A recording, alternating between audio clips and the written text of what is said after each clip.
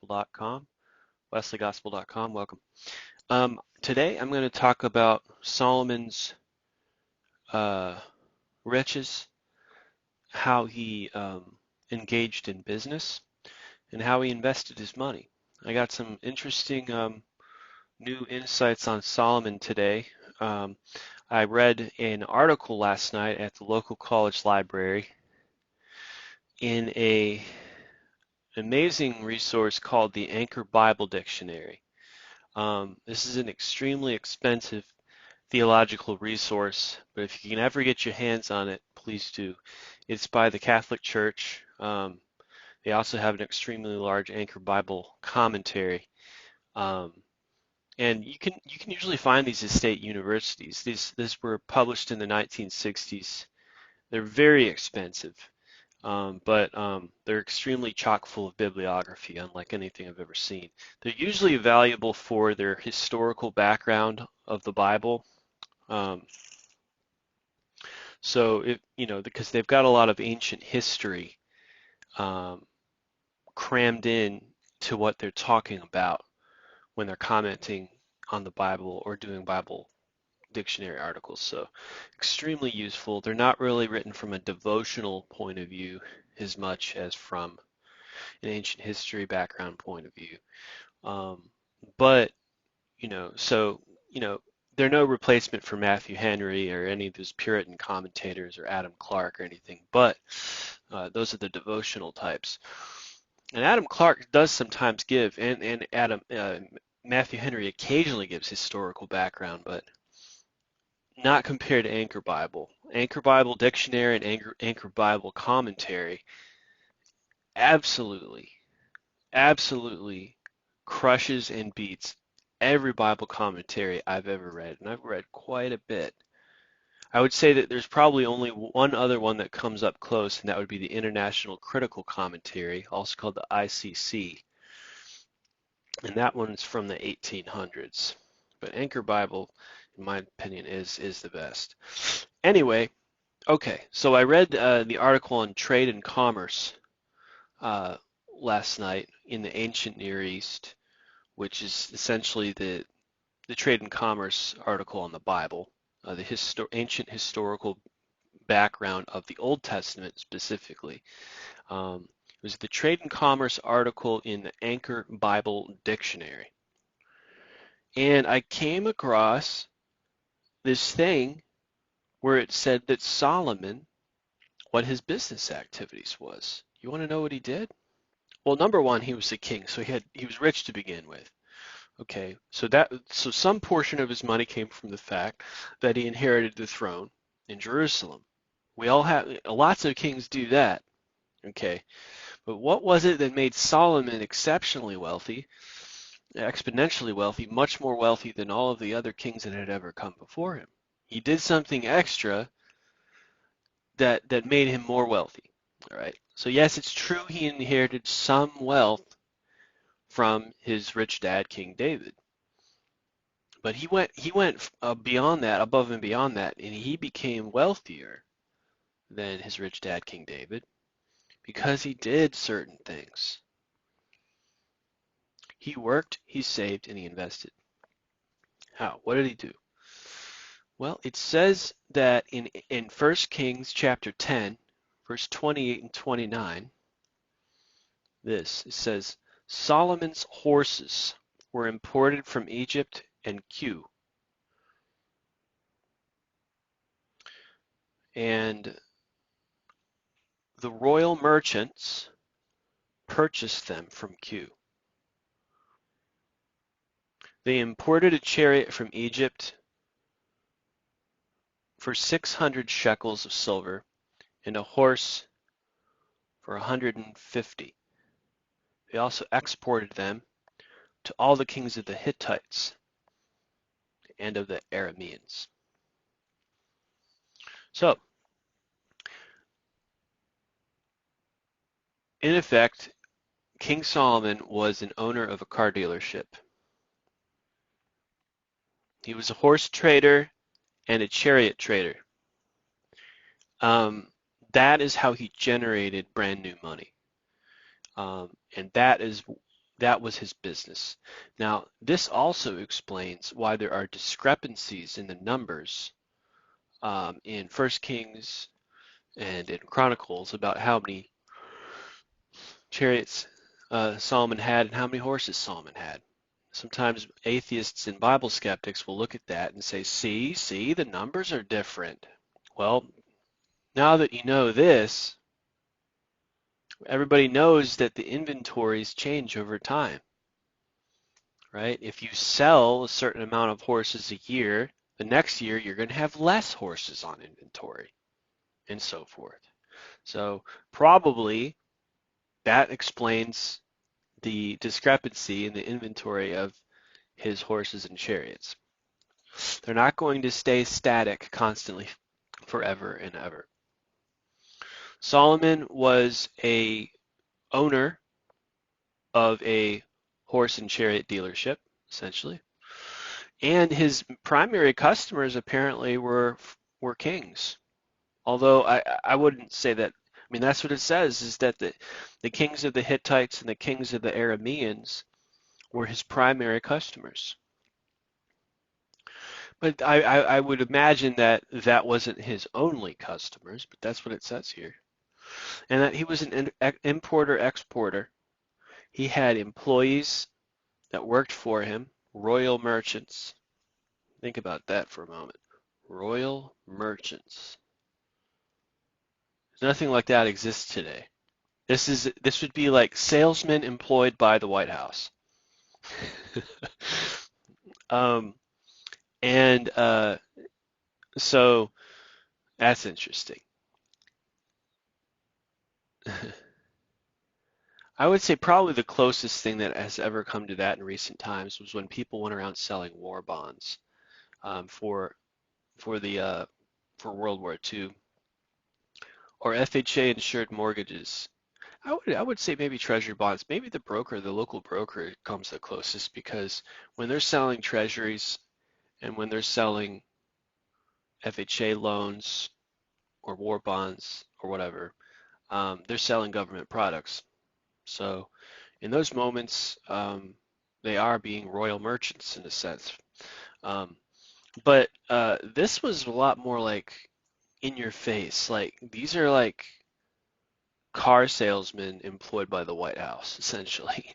This would be like if the White House had its own car dealership and it had a car salesman stamped and approved by the White House, and that these cars were being sold to all the leaders of the world um, at a discounted rate, just for them, probably. um, but well, let's not limit it to that. They would probably also sell these high grade horses and these high grade chariots to all of the aristocrats that lived in the area as well, and might have had lower rate and lower grade ones sold to the common everyday person. So uh, I don't have the number of Solomon's horses in front of me right now, but there are other places in the Bible that talk about that. But they were sometimes, I think, in the range of 10,000. I want to talk about that for a moment. Why would why would it be necessary for a car dealership to have an inventory of 10,000 cars? Well, I can tell you right now, most car dealerships don't have that much, but he had that much. He had there was a verse that implied that he had a horse farm. I think it was um, another place where all of his horses were stored in the stalls and stuff like that. So the idea of having tons and tons is really actually essential to the sales process. So I'm going to riff a little bit about sales here, because that's what I am. I'm a salesperson. Um, Sales is a numbers game. It's a game of odds and it's a game of chances, like a lottery ticket. Um, if you're playing the Mega Millions or the Powerball, you're dealing with odds like 1 in 100 million or 1 in 300 million. They're ridiculous. You don't want to be playing odds like that. So in sales, You want to be playing like the odds of a local scratch-off ticket or a local cash pop, where it's like a 1 in 15 chance of getting a prize or a 1 in 31 chance of getting a prize. And the best way to do that is to have a massive inventory and a massive population that needs your inventory. So he was right next to Jerusalem, which was a huge city. And he probably had the royal merchants going in to Jerusalem and hawking his horses. Open air sales, hawking, wheeling and dealing, bringing his horses in to the city and hawking them to people from the street. That's probably what he was doing. Um, and and if they and they would probably just bring a random horse in, maybe one or two, to show the quality of horse, and then in order to lure people out of this city over to Solomon's horse farm, where they could really shop around and have their pick of the horses. And so these representatives, these sales reps, these royal merchants were sales reps. That's what they were. They were cold callers, they were lead generators, they were appointment setters, they were account executives. These were the guys wheeling and dealing for Solomon. Solomon was not a salesman himself. He owned a dealership, but he didn't do the hard nitty-gritty work of sales. But he had people doing that. And these royal merchants would probably get a commission off of the sales that they made from these horses and these chariots. So what is the sales process and what does it look like? Well, it probably would have looked a little bit something like this. Number one, they're starting off with a huge inventory. We're talking like, and these are multiple merchants. So they're sharing an inventory of somewhere around 10,000 horses and chariots. So let's say that Solomon has, I don't know, 10 of these guys. Okay. Well, that means each of them gets about 1,000 to wheel and deal with. And I'm sure they're not on 10 different farms. They're probably all in a big batch. Okay, a lot of sales teams operate this way, where the phone numbers are divvied out to people, and they're like, have at it. And each salesperson has a list of say 1,000 phone numbers, and their job is to call through that list until they find that one guy that wants to have an appointment with you and maybe look at your business. It is a numbers game. What's really sad and deplorable is that right there in the book of Proverbs, it tells you what is essential for business: diligence and honesty. Okay, you have to be honest. It's basically honest hard work. That's what's necessary to produce money. If you don't have diligence and honesty combined, you're not going to produce money. So if you have merchants or salespeople on your team that are not both diligent and honest, guess what? You're not going to make any money. So therefore, if you have lazy, dishonest salespeople, as I have seen several times, more times than I can count on this hand, that business is going to fail. It doesn't matter what size it is.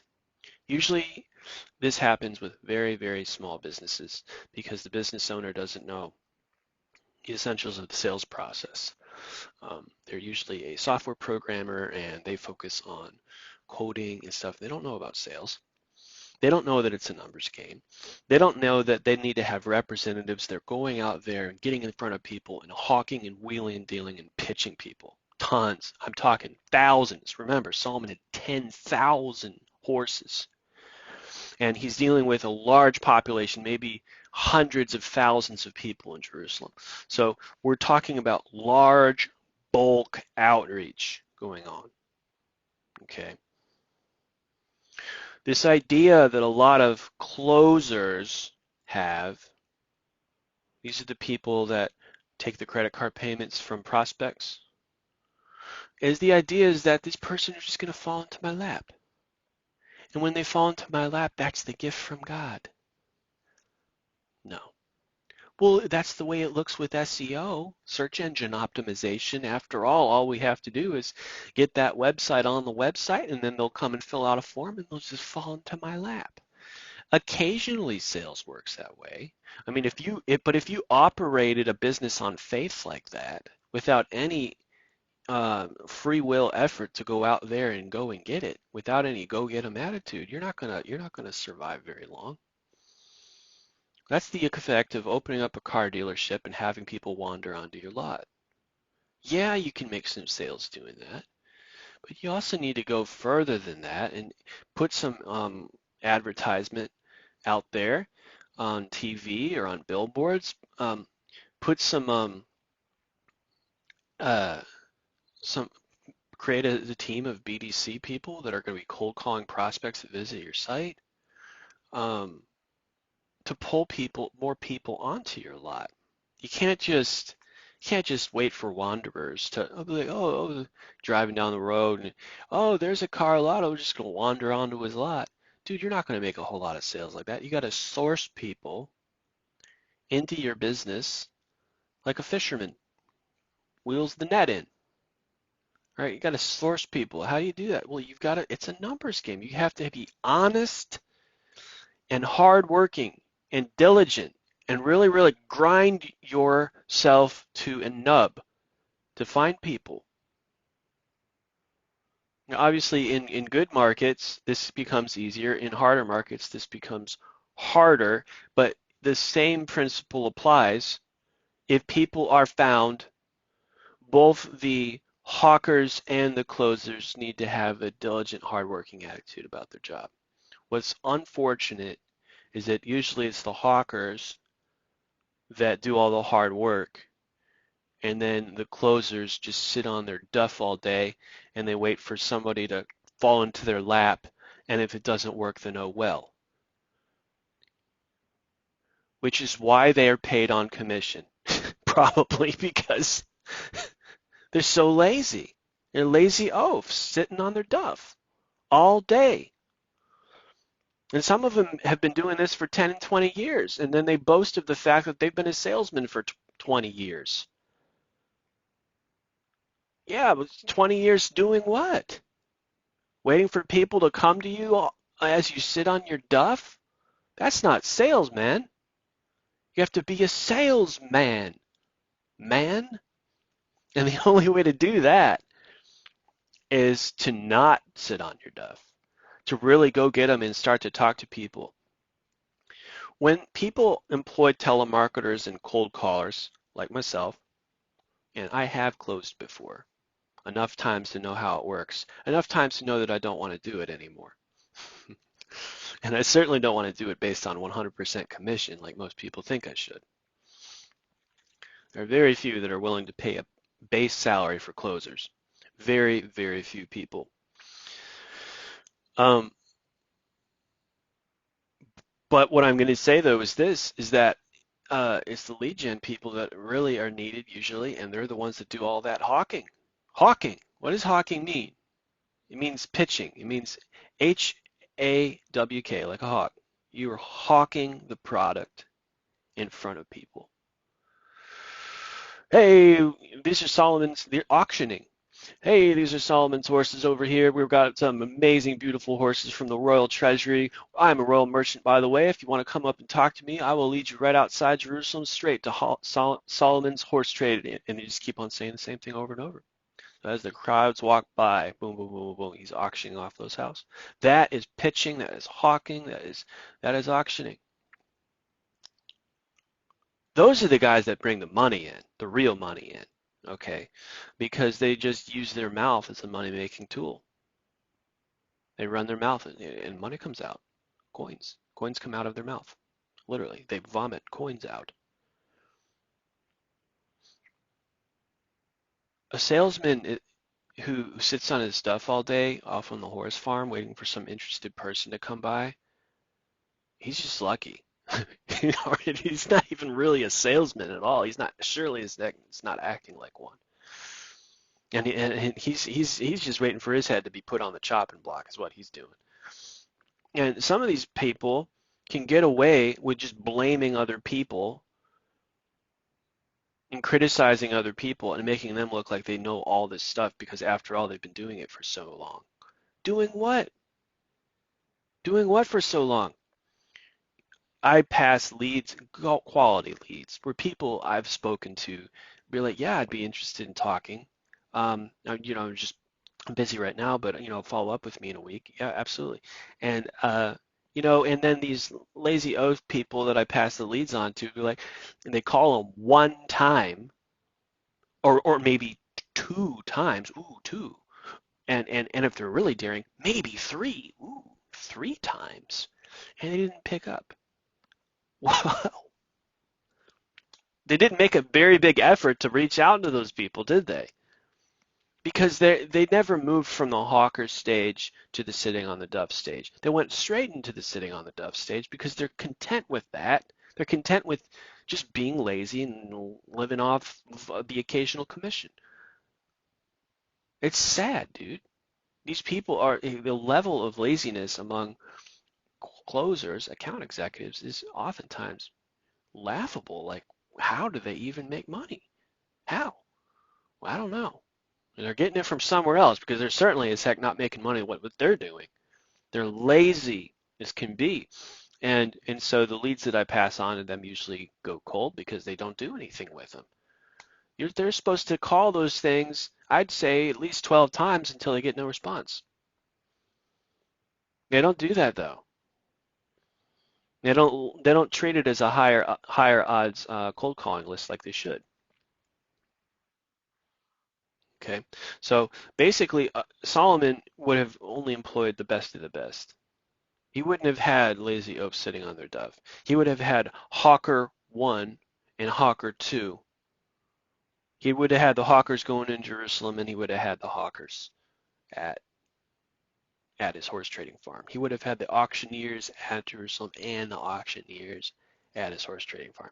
In other words, if they didn't have auctioning quality ability to be able to rattle off and pitch constantly, they weren't on the team. They would not be on the sales team at all. Okay, um, so no matter how many years they had behind them with that business. Okay, uh, you're not a salesperson if you're not selling. Selling does not mean taking credit card payments. Selling means hawking, pitching, auctioning, using your mouth to say a lot of stuff all the time. That's selling. And whether or not there's buying is beside the point. Selling is where you actually go around representing, pitching, and auctioning and verbally proclaiming the features and benefits of the product to brand new people. That's a salesperson. Okay. Whether or not there's buyers is a moot point. The action of selling is basically the auctioning activity. Where that's not going on, selling's not going on. A person can have a sales title, but if they're not doing any auctioning, they're not selling anything. They're not even selling. They're not even whether or not they receive payments is a beside the point issue. Receiving payments is not selling. Collecting is not selling. Selling is auctioning a product to bunches and bunches of people. So if I pass off a list of 100 leads, people that are interested that I've auctioned, and I pass it off to a lazy oaf that doesn't want to auction those lists on a higher odds issue, he doesn't know what the issue is. He doesn't know that the list is an odds issue, that he has to cold call too. And oftentimes most of these people, they just call one time. They think, well, these are bad leads. Why do we always pass bad leads? What are you talking bad leads? How many times have you called these leads I've given you? One time. Oh, SEO is better. I don't have to do any work. Dude, that's the same as I'm going to start a store and let customers come into my store. I don't have to do any work. Is that really, you're really doing your best? You're really being an honest, hard worker? No, you are lazy of. You're not experienced salesperson. You know how to talk to people to get them, give you to collect, but you don't know how to auction stuff. You're lazy. And even if you do know how to auction stuff, you don't want to auction stuff because you'd rather be watching a football game. So I've met a lot of people like this. They shift the blame. Oh, we're not experiencing sales because blah blah blah blah. It's because they don't want to cold call. They don't want to auction. They don't want to hawk. They don't want to be wheeler dealers. It's too hard work for them. They just want to collect. That's all they want to do, collect. and they call that closing. That's not closing. That's collecting, right? If that's all you think what sales is, you don't know what sales is. You've been doing it for 20 years. This whole time, you still don't know. You need to go to some sales boot camps and learn how real sales works. That's what you need to do. You need to take yourself, take your team, and go to a sales boot camp and learn all of the aspects of sales that you are not doing because you know nothing about sales. Really, honestly, nothing. You think that you are. You've carried this repertoire all these years that you're a salesperson because you have it in your job title, but you don't hawk, you don't auction, you don't barely ever reach out to people. You get anxious just to get in front of a few people. It's ridiculous. Wah, wah, wah. And you're such a big macho man, go around intimidating people. Yeah, it's because you don't know how to sell and you're scared and you don't want to admit it and you've got a lot of ego. You still haven't been taught how to sell yet.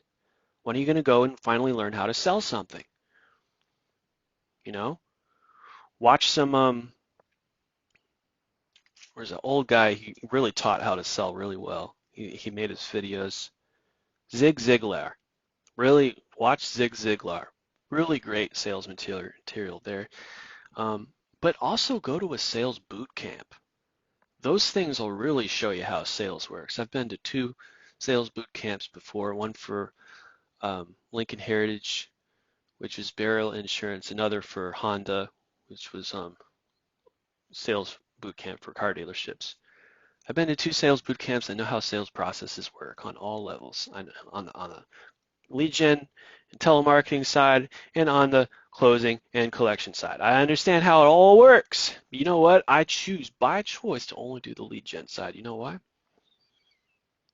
Because most people are not willing to pay full salary to the people who close. Do you know why?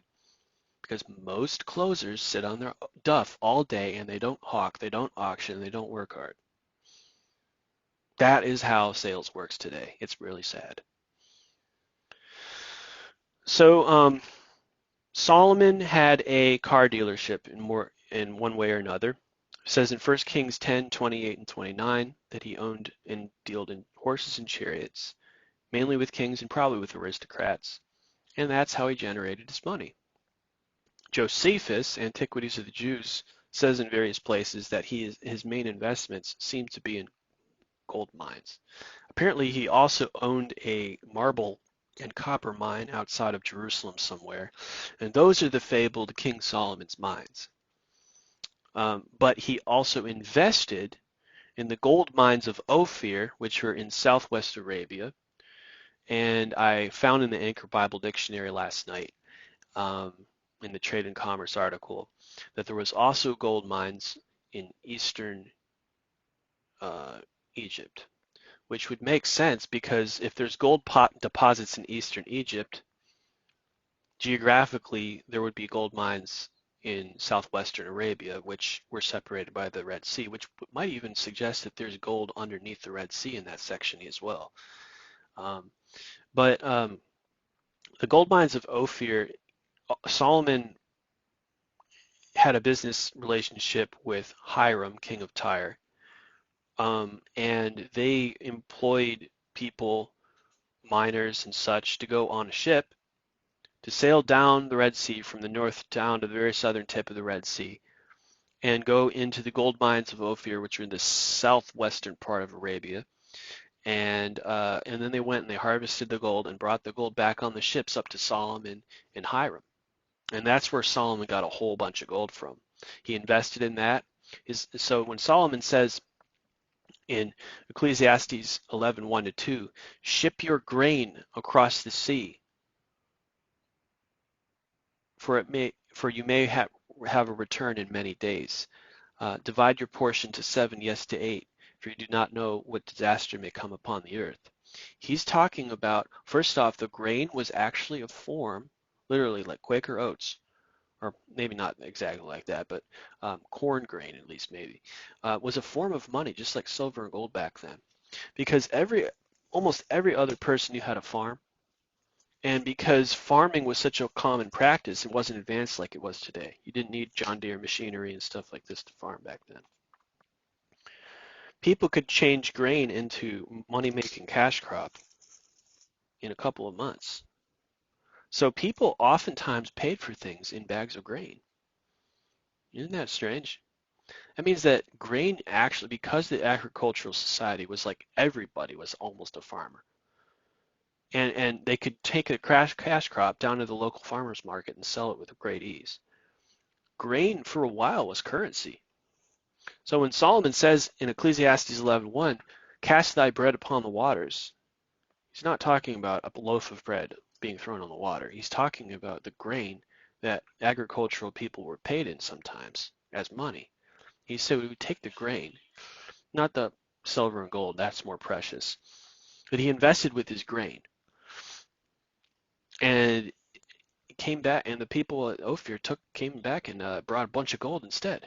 So that's a good return on his investment. So that's how Solomon did business.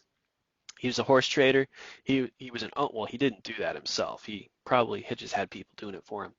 He had a royal car dealership, a royal horse and chariot dealership with merchants that auctioned his products in Jerusalem and brought them out to the horse farm. He also had a local copper and marble mine. These things brought money in, and he occasionally took some grain and sent them on a ship down to Ophir to bring some gold back as an investment. That's what he did. So anyway, that's what I know now about Solomon, how he got all his money. Unfortunately, he lost his salvation because it says in 1 Kings chapter 11 that he was involved in polygamy with pagan wives, and they led his heart away from God. So don't do that part. God bless you out there. This is John with WesleyGospel.com.